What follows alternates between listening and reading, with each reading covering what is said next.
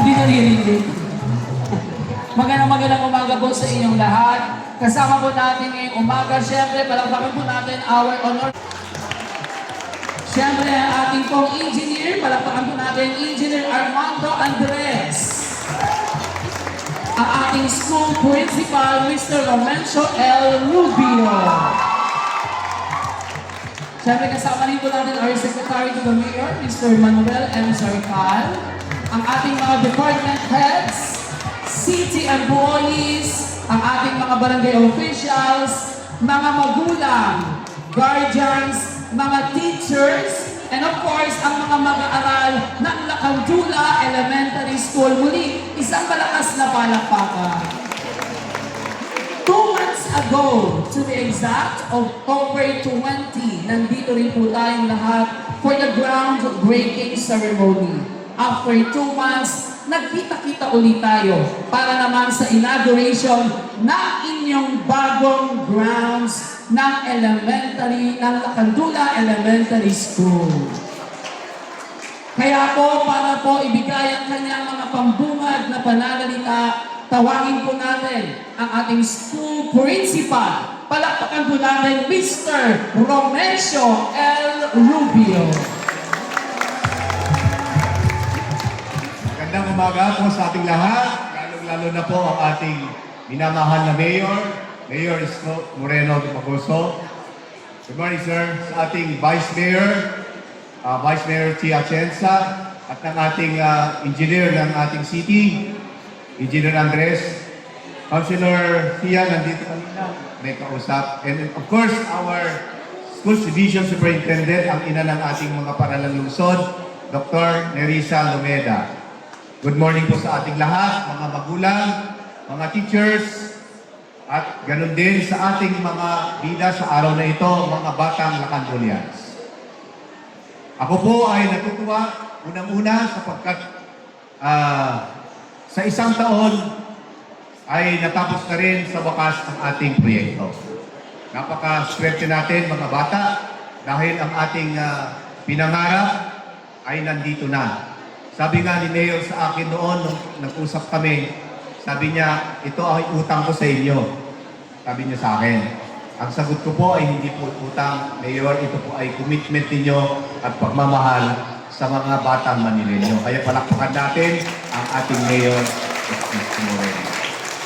Pangalawa, ako'y natutuwa, mga bata. Personally, kasi ito'y pang-apat ko nang mag-welcome sa mga taong at mga panauhin sa paaralan natin. 4 in a row sa isang taon. Saan kayo nakakita nun na wine-welcome po ang ating Mayor ng Maynila. Kaya muli, isang kagalakan at karangalan ko pong i-welcome kayong lahat sa paaralang Lacandula Elementary School sa pangalan ng 1,900 na batang mag-aaral at 84 na teachers ng ating paaralan. Welcome po kayong lahat. Mabuhay ang batang Manileño. Mabuhay ang batang Lacandulanians. Salamat po. Maraming salamat po, our principal, Mr. Romencio L. Rubio. At para naman po sa kanyang mga mensahe, ibibigay ko po sa inyo ang ating School Division Office Superintendent sa lungsod ng Maynila. Palakpakan po natin, Dr. Nerissa R. Lumeda. To our beloved Yorme, the Bilis Kilos Mayor of Many Firsts, the icon of women power, Vice Mayor Tia Atienza, to all the city and barangay officials, to Lacandula Elementary School family, to everyone in this blessed hall, good morning po. Upang pasalamatan ang ating mahal na punong lungsod, bilang pagkilala na may gobyerno sa Maynila, please allow me to essay my gratitude sa pamamagitan po ng isang tula. Sa gitna ng lungsod na muling bumabangon, nabuhay ang pag-asa, nagkakaisang pag-angon. Sa totoong malasakit sa bawat Manileño, kita ang liwanag, sama-samang pag-asenso. Isang pasasalamat ang payak na handog ng inyong SDO na inyong kinupkop. higit na pagbubutihin, bawat bata'y pababasahin, ang aming mandato, higit pag-uusayin. Sa iyong pamumuno, palaging isipin, sa bawat pagod, sa bawat alalahanin, ang mga batang nangangarap, batang nakatingin, manatili kayong tatay bilang mayor namin ang panalangin. God bless your leadership po, sir. And again, maraming pong salamat. Maraming salamat po, our SDO Superintendent Dr. Nerita R. Lomeda. At sa pagkakataon pong ito, ibibigay ko na po sa inyo para sa kanyang mga mensahe ang mahal ng bawat batang Maynila, ang nag-iisang Yorme, Mayor Francisco Isko Moreno. Thank you. Hi. Hello. Magandang umaga sa inyo. Pasensya na kayo. May program po tayo ngayon. Nakiusap lang ako na kung pwede ako maunang makabati. Dala ng I'm supposed to be in Chinese General Hospital graduation by 9 a.m. And it's past 9 already. Nadyajahe naman ako na nag-aantabay sila.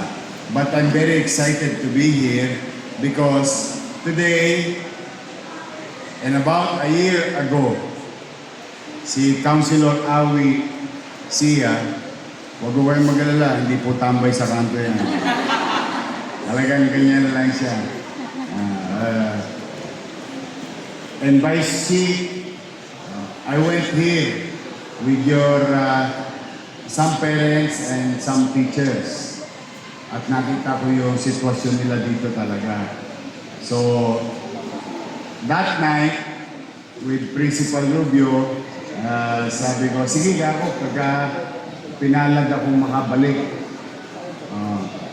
ibabalik ako dito. Tapos, we'll do something about it. And 2 months ago, sa awa naman ng Diyos, pwede bang palakpakan natin si Engineer Andres?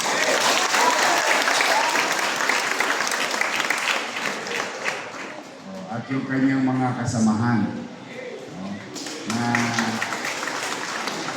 bumabalik ulit yung mga nangyari sa nagdaan na once we start a project, once we say particular na petsa, dapat ma-deliver.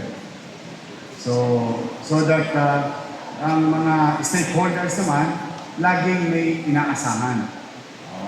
Because sometimes in development, vertical and horizontal creates some challenges in our environment, working environment. But it in the hearts and mind of the stakeholders na may takdang petsa, mas nauunawaan ng ating mga stakeholders. Today, I am happy for you, mga teacher. Hindi na malulusaw ang mga chinchang sinyo. Ay, Natasha pala. Chinchang Su yung nanay natin. At least there is something that will protect you from the sun and some rainy days and maaliwalas ng inyong quadrangle.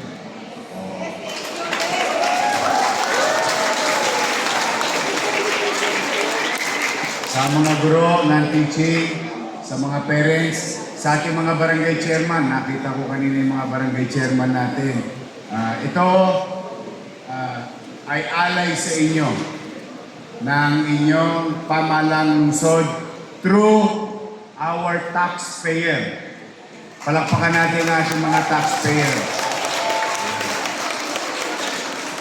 At least today, in our own little way, maipakita natin sa kanila na sinisinop natin at episyente natin ginagasta yung mga buwis na ipinagkaloob at pinagkatiwala nila sa pamahalang lungsod.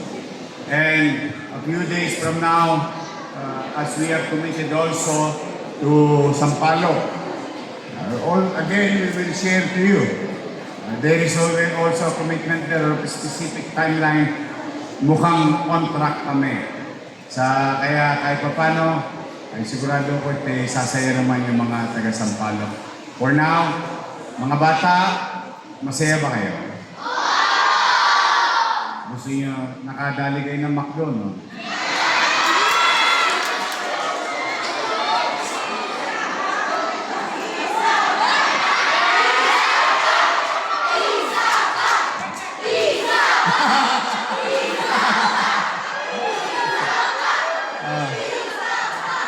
Sabi niya, good things come to those who wait.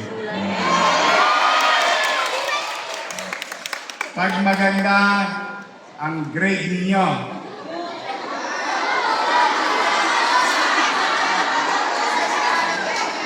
malay ninyo, basta minimum Pilipit,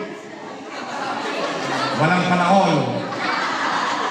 Kailangan mag-aral kayo maigi, mga bata, ha? Alam niyo, ang inyong mga magulang, they will not tell you this. Habang kayo nandito sa eskwelahan, sila malamang sa trabaho o mga gawaing pambahay. Mahirap maging magulang. Hindi siya madali.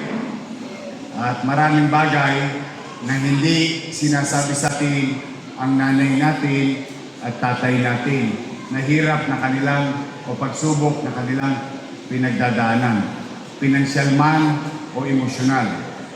So, kaya tayo mga bata, we enjoy our life as kids, but at the same time, we can be responsible.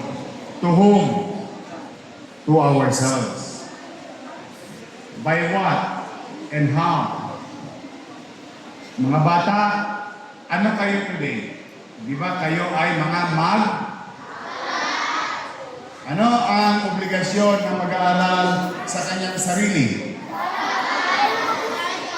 Very good. Ano ang obligasyon ng mag-aaral sa kanyang guro? Mag-aaral ng gawin ang mga signatura. Be responsible. Your teacher loves you so much.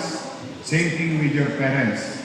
But also you have to love yourself by being responsible, being a student. So, kaya promise, mag-aaral kayo maigi. Para mamina. Gusto yung McDo? Mag-aaral kayo may puti? Makas ha. Parang may energy pag may McDo.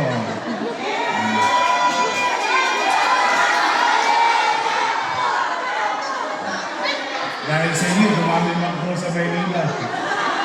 But I'm really proud of you na halimbawa, mga bata, hindi ko naman alam kung ano ang sitwasyon nyo sa loob ng bahay, no?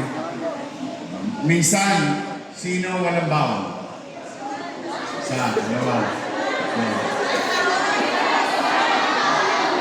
Okay. Tapos, pag wala kang baon, malulungkot ka. Tama, mali? Tapos yung katabi mo ng klase, yung seatmate mo, kumakain. Tapos ikaw, nagbibisi-bisihan. Kunwari, gumagawa ka ng assignment habang nagre-recess. Tama, mali? Tapos sumusulyap-sulyap ka pa. Now, my point telling you this story is that hindi kayo nag-iisa. So don't think that you're alone having that kind of hardship in life. May isang bata nag-aaral sa Rosario Almario Elementary School. Laging walang baon. Mas madalang yung may baon. Nung araw, ang baon namin, piso, 2 piso. Dahil yung palitaw, 50 centavos. Yung sopas, 50 centavos. So sa piso pa lang, bundat ka na. Pero kahit ganun kaliit yung pera, hindi siya mabigyan ng extra ng nanay niya. Pero tuloy pa rin ang pasok niya. At ginamit niya ang kanyang abilidad. You ask your teacher, hindi ko alam kung nag-i-exist pa to sa inyo ngayon. You ask your teacher kasi most of your teacher are my batchmate. No? Nung araw, ang babae, recess girl. Trey. Ang lalaki, soup boy. Pupunta kami sa kantin, mag-volunteer ka, kukunin mo yung soup, dahil ibibenta mo sa mga klase mo. Yung babae naman, ibibenta rin niya yung mga laman ng tray sa classroom. Pagtapos, para kami natututo, mag-accounting. Binili, benta, equals to, minus to, and so on and so forth. Kaya yung bata na yon, na laging walang baon, marami siyang na lips to lips.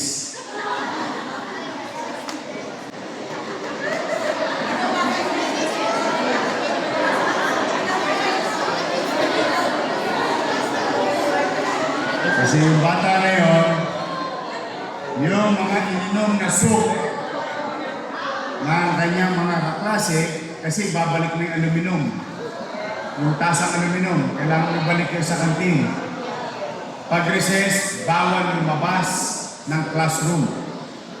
It's either umidlik ka until matapos ang recess. So ang nasa labas lang ng classroom ay tray boy, ay tray girl, at soup boy. Dahil bababa ka, pupunta ka ng kantin, mag-i-entrega ka ng benta. Eh, hindi naman lahat ng soup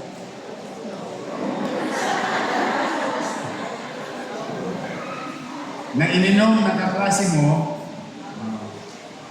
may konting tira. Eh kung 40-50 kayo sa classroom, isang pitchel yun. Yung bata na yun, laging busog bago makarating sa recess. Pero nakatapos siya ng pag-aaral. Natapos niya. Tapos niya ang high school.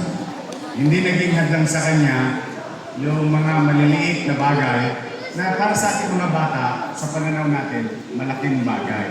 Pero as we grow, maliliit na bagay siya.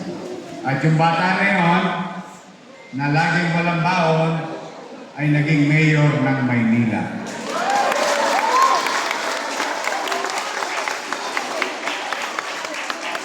Kaya, malay ninyo, someday, isa sa inyo dyan, maging doktor.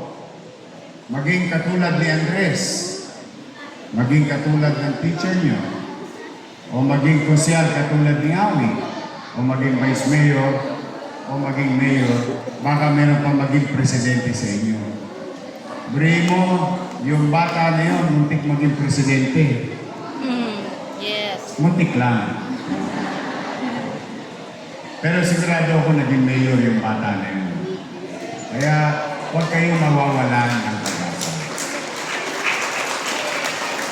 Ang sitwasyon naman natin bilang pamahalang lungsod, no, sa mga magulang na nandito, mga guro, ay makapagbibigay sa inyo ng kapanatagan dahil ang administrasyon na ito ay nakatuon lamang at malaking porsyento ng malait nating resources, limited resources, ay nakatuon lamang sa MBN or what you call minimum basic needs. Housing, education, healthcare, and jobs.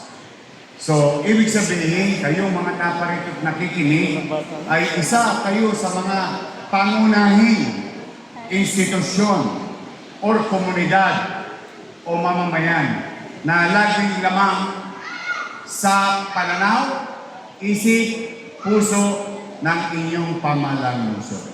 Next year, we will fulfill our dreams and aspirations and we will in sync our action with the national goal, like what we did with the daycare in our school. 1 smart TV, 1 classroom. Next year, grade 1, 1 smart TV and 1 classroom. That includes our target is to deliver almost 800 laptop and almost 400 television smart TV for our public school next year. So kung sino man ang mga grade 1 teacher, tutuldukan ko na yung hirap ninyo sa loob ng classroom and we will align ourselves with the national goal. We did it this year. We completed. We as public school, City of Manila is compliant and we will comply with another level. So kaya mga bata, mag-aral lang kayo mabuti.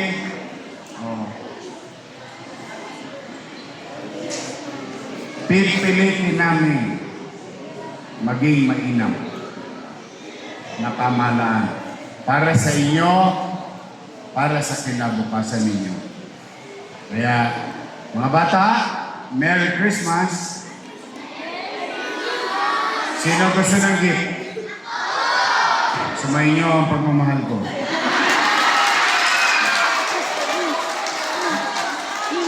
Umuugot na naman din. Merry Christmas and Happy New Year to everyone here. Good luck. I love you. Oh, to Joyce.